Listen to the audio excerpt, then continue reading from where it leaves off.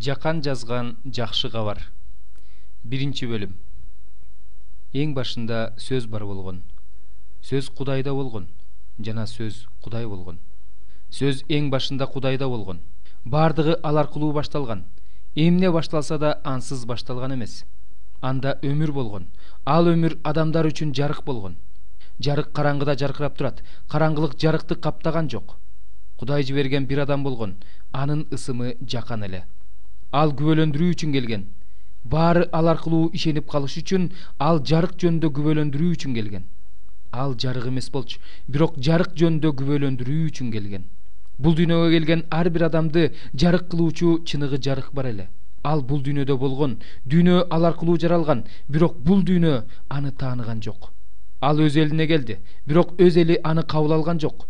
Ал эми аны кабыл алып, ага ишенгендерге Кудайдын балдары болуу бийлиги берилди. Алар кандан эмес, дененин каалоосу менен эмес, эркектин каалоосу менен эмес, Кудайдан төрөлүштү. Сөз адам болуп биз менен жашап турду. Биз анын даңкын, атанын жалгыз уулунун даңкын көрдүк. Ал ырайымдуулук менен акыйкатка толо эле. Жакан ал жөндө бийигүн менен мындай деп күбөлөндүрдү: менден кийин келе жаткан менин алдыма чыкты. Анткени ал менден мурун эле бар болчу, деп мен ушул адам жөнүндө айткам. Андагы толуктуктан бардыгыбыз ырайым үстүнө ырайым кабыл алдык. Анткени мыйзам Муса аркылуу берилди. Ал эми ырайым менен чындык Иса Машаяк аркылуу пайда болду. Кудайды эч ким эч качан көргөн эмес. Аны бизге атанын ичиндеги жалгыз уул көрсөттү. Жүйүттөр Иерусалимден ыйык кызмат кылуучулар менен лебилерди жиберип, сен кимсиң деп суратышканда, Жакан аларга мен Машаяк эмесмин деп күбөлөндүрдү. Ал жооп берүүдөн баш тарткан жок, ачык эле айтты. Ошондо алар: анда сен кимсиң? Илияссыңбы деп сурашты. Пайгамбарсыңбы деп сурашканда ал жок деп жооп берди. Деги сен кимсиң? Бизди жибергендерге жооп бергидей бололу. Өзүң жөнүндө эмне дейсиң дешти алар. Ошондо Жакан мындай деди: Ишая пайгамбар теңирге жолду түздөгүлө деп ээн талаада бир үн жар салат деп айткан. Ошол үн менмин. Жиберилген адамдар фарисейлерден эле. Алар Жакандан: эгерде сен Машаяк да, Илияс да, пайгамбар да эмес болсоң, анда эмне үчүн сууга чөмүлдүрүп жатасың деп сурашты. Жакан аларга: мен сууга чөмүлдүрүп жатам, бирок араңарда силер тааныбаган бирөө турат. Ал менден кийин келип менин алдыма турду. Мен анын бут кийиминин боосун чечүүгө да татыксызмын деп жооп берди. Бул Иордан дарыясынын чыгыш тарабындагы Битабара айылында Жакан сууга чөмүлдүрүп жаткан жерде болду. Кийинки күнү Жакан өзүн көздөй келе жаткан Исаны көрүп: бул Кудайдын курмандык козусу. Ал дүйнөнүн күнөөсүн өз мойнуна алат. Менден кийин келген адам менин алдыма турду. Анткени ал менден мурун эле бар болчу деп мен ушул адам жөнүндө айткам. Мен анын таанычы эмесмин, бирок Исраил эли аны билип калсын деп сууга чөмүлдүрүү үчүн келгем деди. Жакан күбөлөндүрүүсүн мындай деп улантты: Рухтун асмандан көгүшкөн сыяктуу түшүп анын үстүндө турганын көрдүм. Мен анын таанычы эмесмин, бирок адамдарды сууга чөмүлдүртүү үчүн мени жиберген Кудай мага Рухтун кимдин үстүнө түшүп анда болуп турганын көрсөң, ыйык рухка чөмүлдүрүүчү ошол деген. Мен көрдүм да бул Кудайдын уулу деп күбөлөндүрдүм.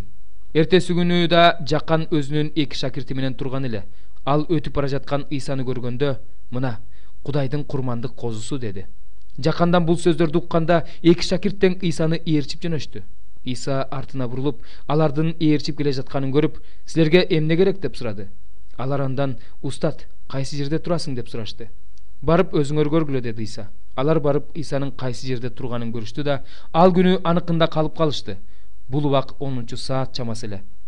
Жакандан угуп Исанын артынан ээрчиген эки адамдын бири Шимон Петрдин бир тууганы Андрей эле. Ала дегенде агасы Шимонду таап: ага, биз Машаякты таптык деди.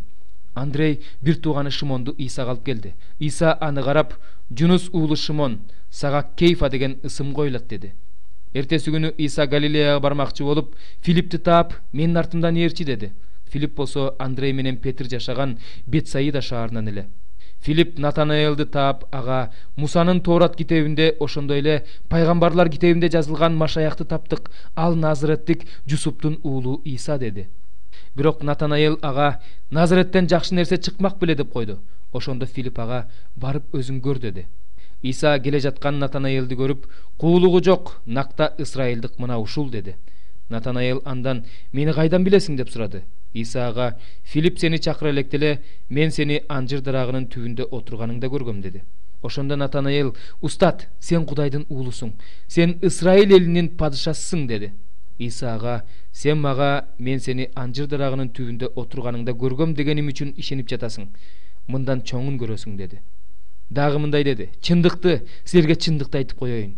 Мындан ары ачылган асманды жана адам уулун көздөй жогору чыгып, кайра төмөн түшүп жаткан Кудайдын периштелерин көрөсүңөр.